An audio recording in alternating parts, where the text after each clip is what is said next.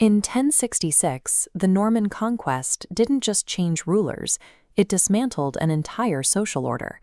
The old Anglo-Saxon nobility was systematically purged, their land seized by William the Conqueror's knights. This section of the Bayeux Tapestry captures the burial of the old regime. To avoid execution or imprisonment, a network of defeated Anglo-Saxon lords and royals fled north, seeking political asylum at the court of the Scottish king. These exiles arrived as refugees, but they brought with them the remains of an empire. Within a few generations, they would successfully integrate into the Scottish hierarchy and establish a new power base in the Southern Territories. Many of Scotland's most famous surnames, like Home, Dunbar, or Crawford, are often lumped into the popular myth of the Gaelic-speaking Highlander. In reality, these families have no ancestral connection to the Celtic North. This vellum manuscript is written in Old English, the root of what would become Early Scots. This was the native tongue of the Lowland and Border families, a Germanic language completely distinct from the Gaelic spoken in the Highlands. To understand the true lineage of the Scottish borders, we have to look past the kilts and tartans and trace the migration of the Anglo-Saxon elite who reshaped the Lowlands. The geography of this takeover was specific: the fertile valleys of the Scottish borders and the eastern lowlands. King Malcolm III and his Anglo-Saxon wife, Queen Margaret, treated the arrival of these exiles like a strategic merger. They actively recruited these displaced English lords to modernize the Scottish state. The terms were straightforward.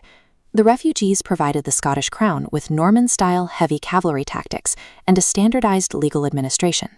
In return, they were granted vast estates across the lowlands. This exchange transformed the region into a militarized zone, governed by families who were culturally and linguistically Anglo-Saxon. The first wave of these new clans emerged directly from the Queen's royal retinue.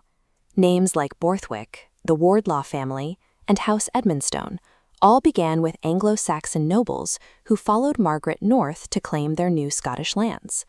Some bloodlines go even deeper. Families like the Swintons and Dunbars are direct male-line descendants of the ancient Anglo-Saxon earls of Northumbria, whose power once stretched from this fortress at Bamburgh deep into what is now Scotland. This map illustrates how the ancient Anglian population left a permanent mark on the landscape. Because they settled here centuries before the Normans, the local geography was already named in their tongue. Look at names like Cranstone, from the Old English for Crane's estate, or Rutherford, which describes a literal cattle ford. These aren't Gaelic titles, they are Old English descriptions of the land. Lumsden, Gladstone, and Cockburn followed the same pattern. These families took their surnames from the Old English suffixes for towns and fortresses, like Tune and Burg, turning simple geographic markers into hereditary Scottish titles. The prevalence of these names suggests that by the 12th century, the language of land ownership and power in the lowlands had shifted entirely toward the Northumbrian dialect.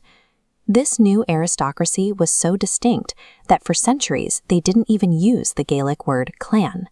They operated as independent houses, following a social structure that was purely Germanic. As this culture became the standard for the region, it exerted a powerful social pressure. Native Celtic families living nearby found that to maintain their status or political influence, they had to adopt the language and customs of the lowland elite. We see this in the record of Clan Scott. Despite their name meaning the Gael, their early ancestors chose names like Uchtred, a classic Anglo-Saxon name, signaling their total integration into the dominant border culture. Even the mighty Clan Douglas, the legendary guardians of the border, saw their original Celtic or Flemish origins eventually submerged by the early Scots language and the traditions of the lowlands. In the Scottish borders, identity was defined by the language of the court and the land. You either were Anglo-Saxon or you spoke and acted like one to survive. Modern genealogy grapples with these hidden origins. Historians debate which clans were native defenders and which were exiles who stayed to become Scottish. Check your own family tree for the name English. It's a surname that literally means the English, used centuries ago to identify those of Anglian descent living among the Celts.